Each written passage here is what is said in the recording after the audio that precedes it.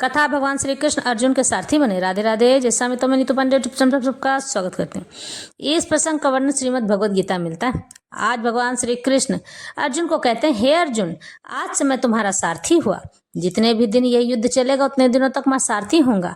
तुम मुझे रथ को जिस जगह भी ले जाने कहोगे वहीं ले जाऊंगा, और जिस तरह से हाँकने कहोगे उसी तरह से हाँकूंगा। तुम्हारी सारी बात मानूंगा। तो इस पर अर्जुन कहते हैं कि हे माधव, हे मधुसूदन, आप रथ को दोनों सेनाओं के मध्य में लेके चलिए, ताकि मैं दोनों सेनाओं का अवलोकन कर सकूं, यानी उन्हें देख सकूं कि दोनों सेनाओं में ऐसी क्या बात है, किसकी उच्च है किसकी निम्न है।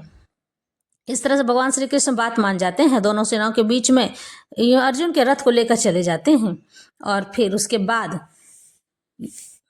सेन योरूभ योर मध्य रथम स्थापय मैं अच्युत याव देता निरीक्षे अहम योद्धु कामान वस्थितान कैर्मया सह योद्धव्यम स्मिनरन समुद्य में। अर्जुन का, हे अच्युत, कृपा करके मेरा रथ दोनों सेनाओं के बीच ले चले, जिससे मैं यहाँ उपस्थित युद्ध की अभिलाषा रखने वालों की ओर शस्त्रों की इस महान परीक्षा में जिनसे मुझे संघर्ष करना है उन्हें देख सकूं। यद्यपि श्री कृष्ण साक्षात भगवान हैं, किंतु वे अहेतुकी कृपावश अपने मित्र की सेवा में लगे हुए हैं। वे अपने भक्तों पर स्नेह दिखाने में कभी नहीं चूकते हैं। इसलिए अर्जुन ने उन्हें अच्युत कहा। सारथी रूप में उन्हें अर्जुन की आज्ञा का पालन करना था, और उन्होंने इसमें कोई संकोच नहीं किया, इसलिए उन्हें अच्युत कहकर संबोधित किया गया। यद्यपि उन्होंने अपने भक्त का सारथी पद स्वीकार किया था। इस तरह से भगवान समझाते हैं कि हे प्रभु, आप जो कहोगे, हे अर्जुन, तुम जो कहोगे वही मैं करूंगा।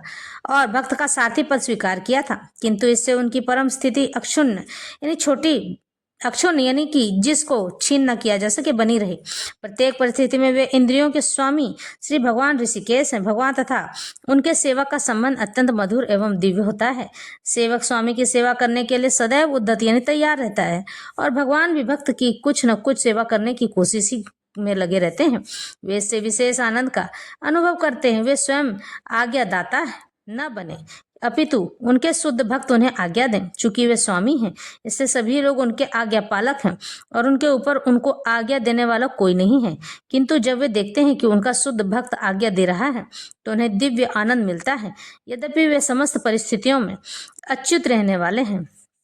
भगवान का शुद्ध भक्त होने के कारण अर्जुन को अपने बंधु बांधवों से युद्ध करने की तनिक भी इच्छा न थी, किंतु दुर्योधन द्वारा शांतिपूर्ण समझौता न करके हठ धर्मिता पर उतारू होने के कारण उसे युद्ध भूमि में आना पड़ा।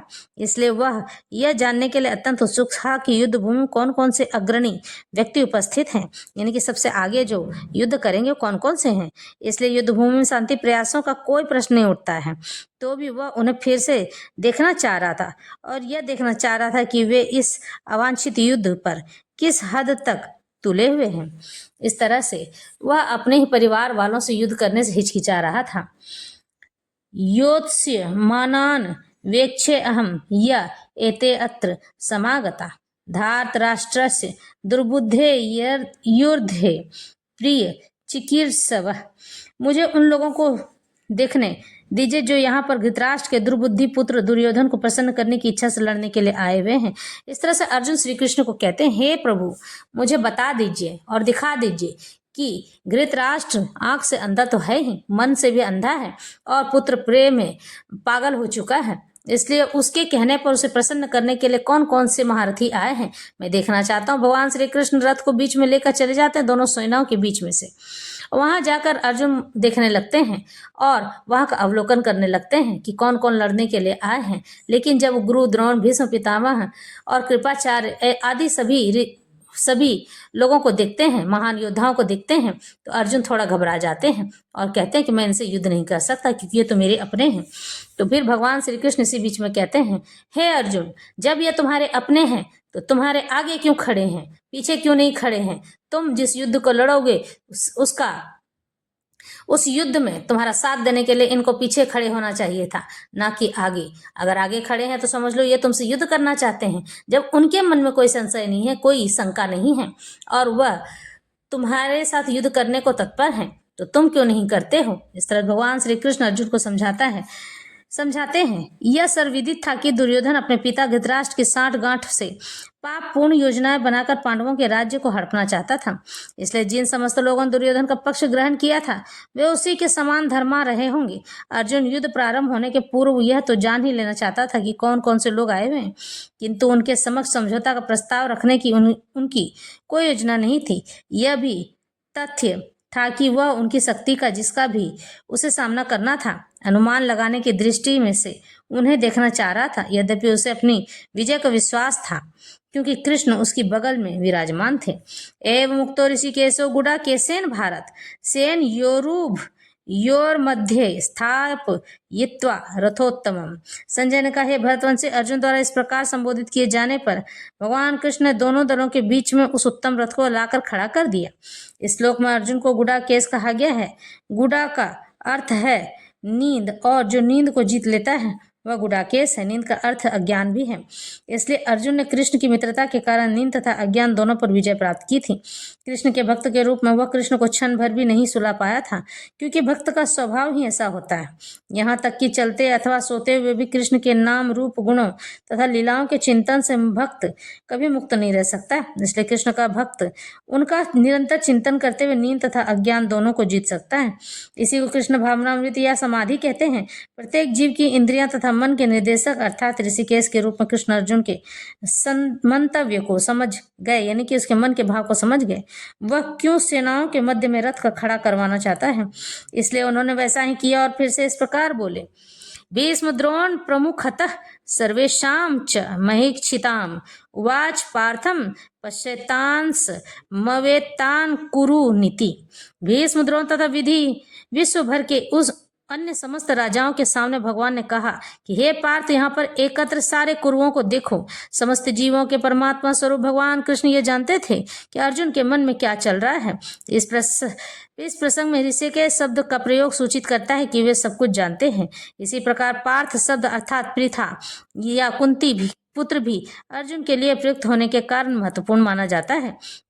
मित्र के रूप में वे अर्जुन को बता देना चाहते थे कि चूंकि अर्जुन उनके पिता वसुदेव की बहन पृथा का पुत्र था, इसलिए उन्होंने अर्जुन का सारथी बनना स्वीकार किया।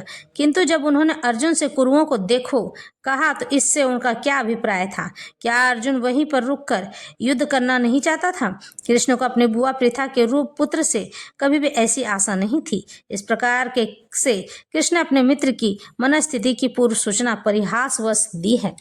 यानी यह बता रहे हैं कि अर्जुन युद्ध नहीं लड़ना चाहते थे और यह बात भगवान श्री कृष्ण जान गए थे और भगवान कृष्ण को आशा नहीं थी अर्जुन ऐसा भी कार्य करेंगे। जब युद्ध सामने खड़े होकर लड़े जाना है तो उस समय ना कहने का अर्थ क्या होता है? तत्रापश्यस्ति स्थातान् पार्थः प्रीतिनथ पितामहान् आचार्यन्मातुला भ्रांत्री पुत्रान् पौत्रान् सखीं तथा स्वरुरान् सुहृद श्रैव सेनयोरुभ योपरपि।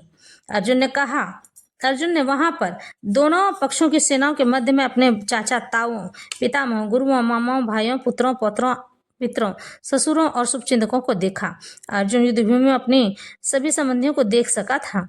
वह अपने पिता के समकालीन भूरि श्रवा जैसे व्यक्तियों, भीष्म और सोमदत्त जैसे पितामहों, द्रोणाचार्य तथा कृपाचार्य जैसे गुरुओं, शल्य तथा शकुनी जैसे मामाओं, दुर्योधन जैसे भाइयों, लक्ष्मण जैसे पुत्रों, अश्वत्थामा जैसे मित्रों एवं कृतवर्मा जैसे शुभ चिंतकों को देख सका था। वह उन सेनाओं को भी देख सका जिनमें उसके अनेक मित्र थे। तांसमीक्ष्य स कौन्तेयः सर्वान् धून वस्थितान् कृपया पर्याविष्टो विसीद त्रिधमब्रवीत। इस तरह से जब कुंती पुत्र अर्जुन ने मित्रों तथा संबंधियों की इन विभिन्न श्रेणियों को देखा, अपने सगे संबंधियों को जब उन्होंने देखा तो यह करुणा से अभिभूत हो गया और इस प्रकार बोले, कहते हैं, दृष्ट्वेमं स्वजनं कृष्ण युत्सुम समुपस्थितं सीदन्ति मम गात्राणि मुखं च परिशुष्यति। अर्जुन का, हे कृष्ण, इस प्रकार युद्ध की इच्छा रखने वाले अपने मित्रों तथा संबंधियों को अपने समक्ष अपने सामने उपस्थित देखकर मेरे शरीर के अंग कांप रहे हैं और मेरा मुंह सूखा जा रहा है। यानी कि यहाँ यथार्थ समझाया जा रहा है। यथार्थ भक्ति से युक्त मनुष्य में भी सारे सद्गुण होते हैं जो सत्पुरुषों, यशों या देवताओं में पाए जाते हैं, जबकि अभक्त अपनी शिक्षा या संस्कृति के द्वारा भौतिक योग्यताओं में चाहे कितना ही उन्नत क्यों न हो, इस ईश्वरीय गुणों से